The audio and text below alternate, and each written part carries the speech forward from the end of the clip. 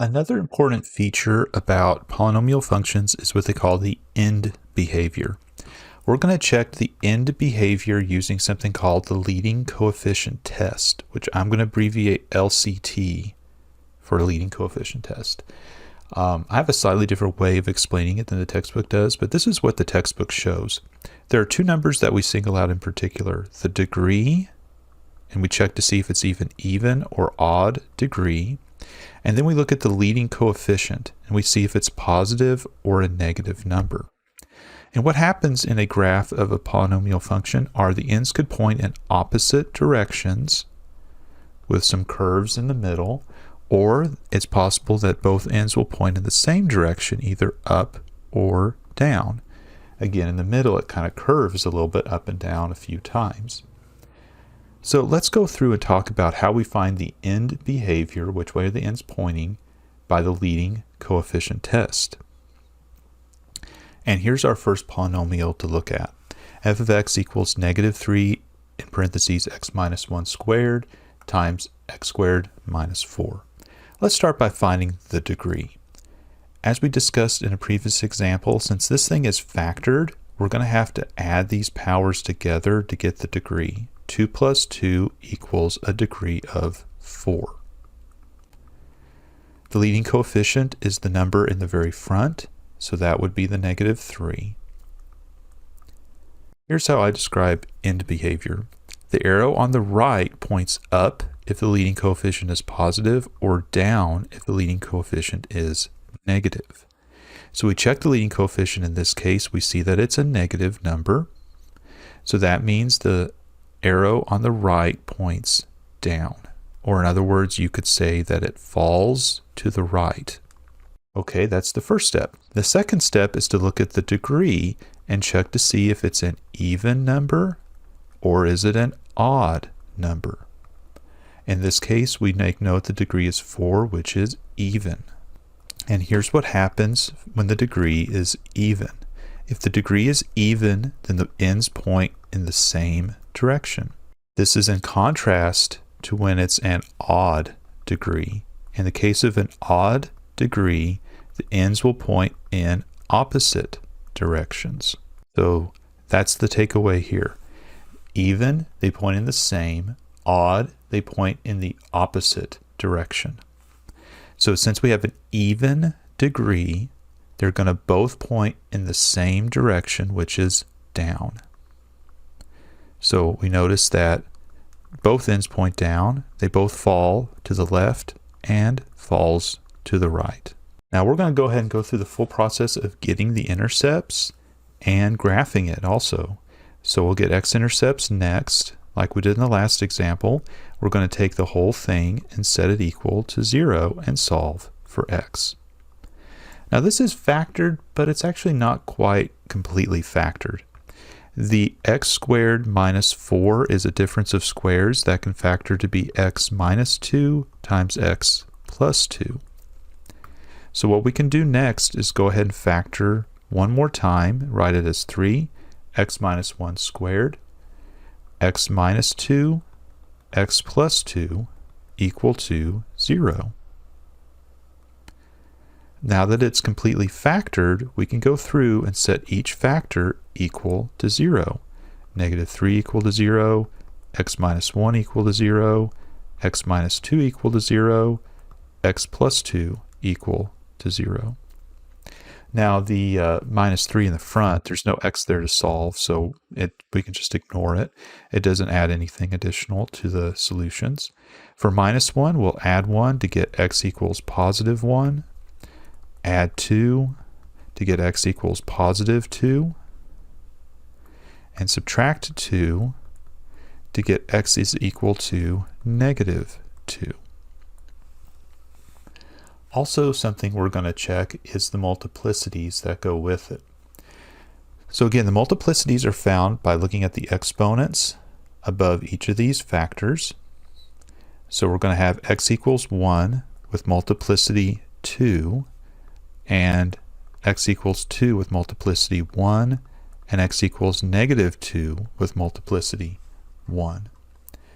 And as we did before, we check to see if the multiplicity is even or odd. In the case of 2, it's even, which tells us that it touches and turns. Both of these multiplicity 1 are both odd, which means that for those two x-intercepts, they both cross. For the y-intercept, we set x equal to 0. So if we put a 0 in for x, we have 0 minus 1 in parentheses squared, 0 squared minus 4, which is the same as negative 3 times negative 1 times negative 4, which is the same as negative 3 times negative 4, which is equal to positive 12. So that's going to be the location of our y-intercept. Okay, turning points. One other thing about the graphs of polynomial functions is they have the maximum number of turning points. The maximum number of turning points we find by taking the degree minus 1. So if you take the degree, which in this case was 4, and you take 4 minus 1, you get the maximum number of turning points of 3. So we say that this thing has, at most, 3 turning points. Okay, so what does all this tell us in the end? Well, we talked about the end behavior and how both ends are pointing down. And then in the middle, it can turn at most 3 times. It might go up once, turn twice, turn a third time, something like that. It might turn less than that, but at most it would turn 3 times in the middle between the two ends that point down. Let's see how it goes. We'll find our intercepts, 1, 2, and negative 2, and our y-intercept at positive 12. We have it pointing down on this end, and then we go all the way to negative 2. We'll check to see what we wrote down for negative 2. Did we write down cross or touch and turn? For negative 2, we wrote down that it crosses, which makes sense because it's got to go up to the y-intercept at 12, come through, go down to the 1, and then we'll check what did we need to do at 1. For x equals 1, we circled touch and turn. So it touches the 1, turns, goes up for a little bit, but then it has to come back down to positive 2, cross there, and keep going. So that's a rough sketch of what this graph will do. Let's look at this one here. 2x parentheses x minus 4 parentheses x minus 2 raised to the third. Let's start by identifying the degree. Now we have an x to the first, another first power, and a third power, which means we need to put all those powers together to get the degree. 1 plus 1 plus 3, adding up to 5. So we have degree equal to 5. Leading coefficient, again, the number in the very front, in this case, is equal to 2. Okay, well, let's look at the numbers here. For the degree, we check if it's even or odd. And for the leading coefficient, we check if it's positive or if it's negative. As we talked in the last example, positive leading coefficient means the right arrow points up. Negative leading coefficient means it points down. In this case, we note that this is a positive leading coefficient, meaning that this arrow points up.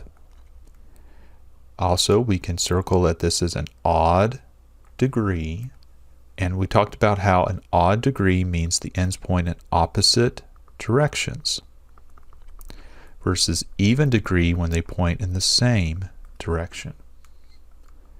So since this is odd, they point opposite. So we circle the arrow opposite to the other one. So that arrow on the left side points down. So we can say that this thing rises to the right and falls to the left. Next thing we'll do is the x-intercepts, the multiplicities, and touch and turn or cross. So as we did before, we'll take this whole thing and set it all equal to 0. This is already factored, so we can immediately go ahead and set all of our factors equal to 0. There's no additional factoring required on this one. So 2x equal to 0, x minus 4 equal to 0, x minus 2 equal to 0. For the 2x, you could divide by 2. That would mean x is equal to 0 in that case. For minus 4 plus 4, we'll get x is equal to 4. For minus 2, we're going to add the 2. We're going to get x is equal to positive 2. And we check the multiplicity numbers that go with each of our answers, each of our x-intercepts or zeros. Here, notice how we have multiplicity 1, also multiplicity 1, and multiplicity 3. What we check the multiplicities for is if they are even or if they are odd. We have 1, 1, and 3 for multiplicities, which means they're all odd multiplicities.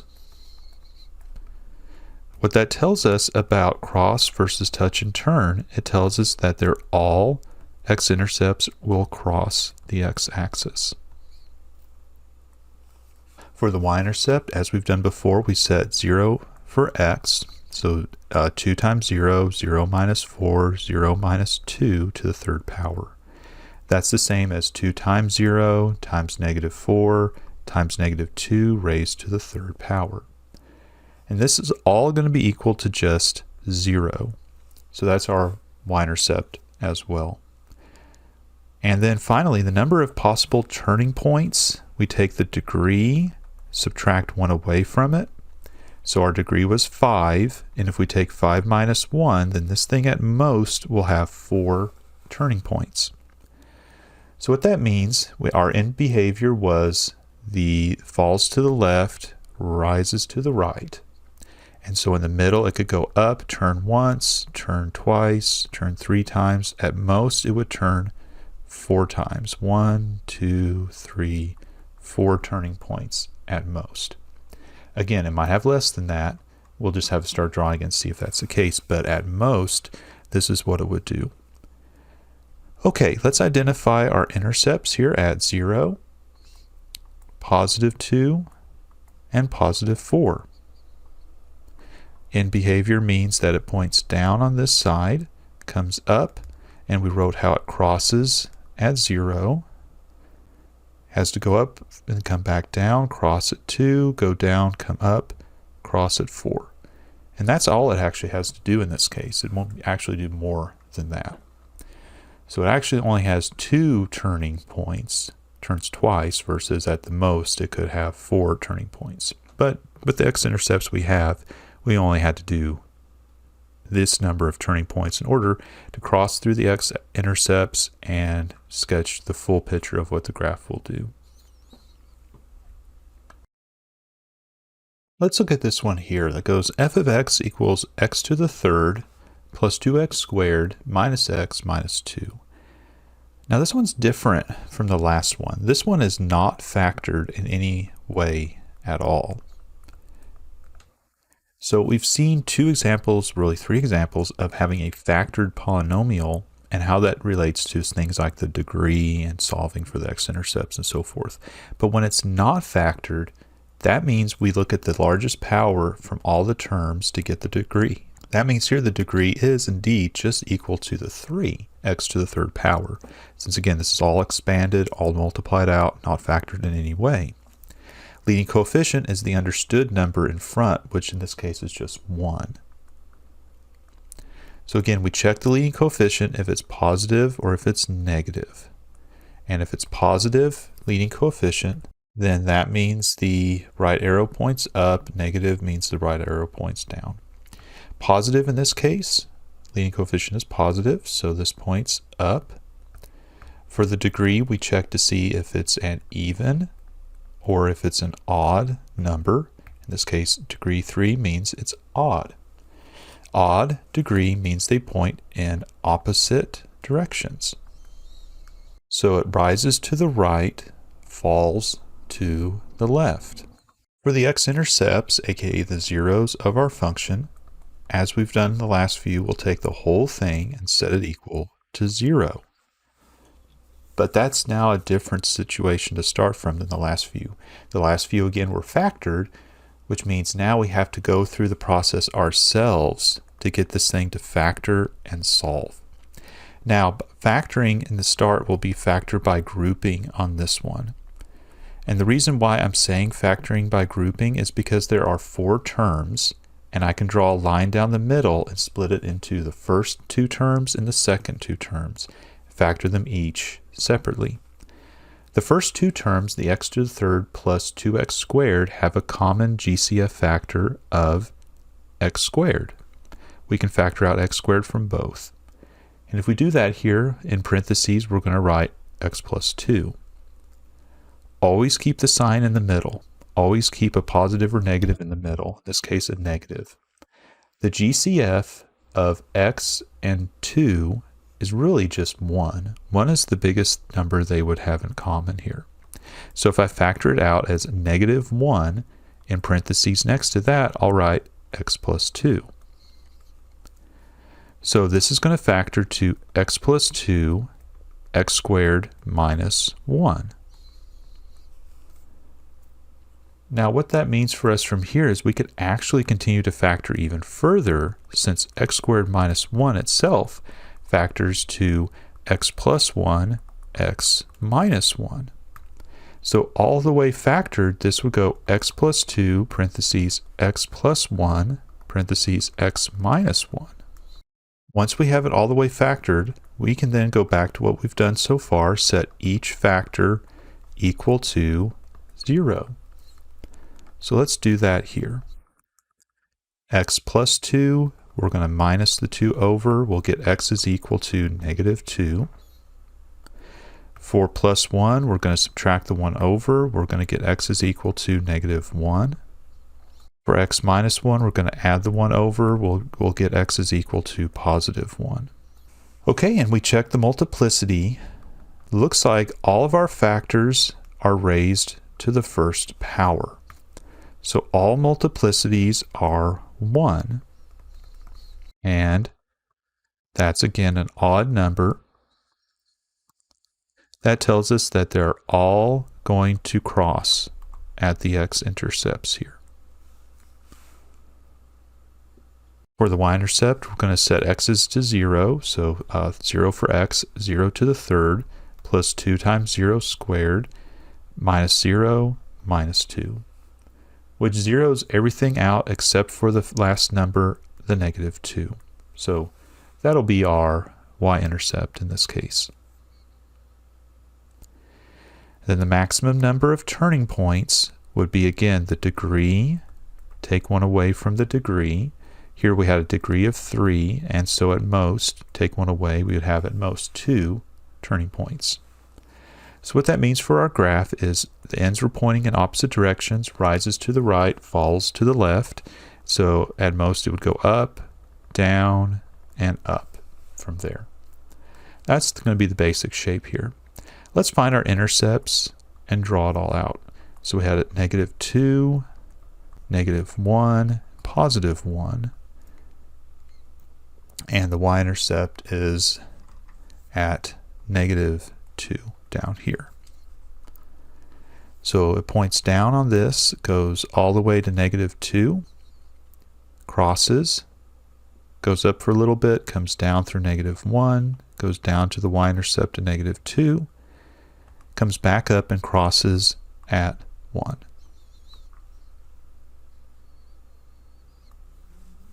This one goes x to the fourth minus 9x squared. This is again not factored, just like the last one we did.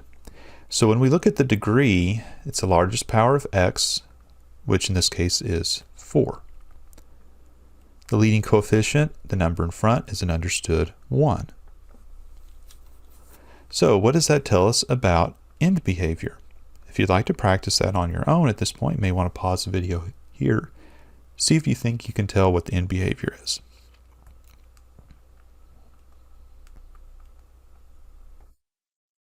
So again, the right arrow points up if it's a positive leading coefficient, down if it's a negative. So we check leading coefficient for positive or negative. Degree we check for even or odd. Since this is a positive leading coefficient, this arrow on the right points up. This is an even degree, which means both ends point in the same direction. So what that tells me is the other arrow on the left side also points up. It rises to the left and rises to the right. Now for the x-intercepts, we're going to set this all equal to 0. X to the fourth minus 9x squared equal to 0. And we're going to have to factor. The trick to factoring this one is to recognize that x to the fourth and 9x squared has a GCF that goes with it. Here the greatest common factor is x squared. So we're going to start out by factoring out x squared, write x squared, parentheses x squared minus 9. That can be factored even more because x squared minus 9 factors to something. It factors to x plus 3, x minus 3.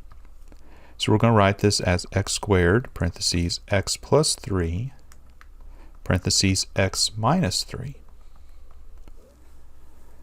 Now we're ready to solve by setting each factor equal to 0. X squared equal to 0, x plus 3 equal to 0, x minus 3 equal to 0. We'll get solutions of x equals 0, x is equal to negative 3, and x is equal to positive 3. And then we check the multiplicity numbers for each one of our factors here. Looks like we have the first power is 2, multiplicity 2. Since that's an even multiplicity, then that tells me that we have touch and turn for this particular x-intercept. The next two have multiplicity 1, and that's an odd multiplicity. And odd multiplicity means that it crosses. For the y-intercept, we're going to put 0 in for x, so that would be 0 to the fourth minus 9 times 0 squared, which is all equal to 0. So that's our y-intercept.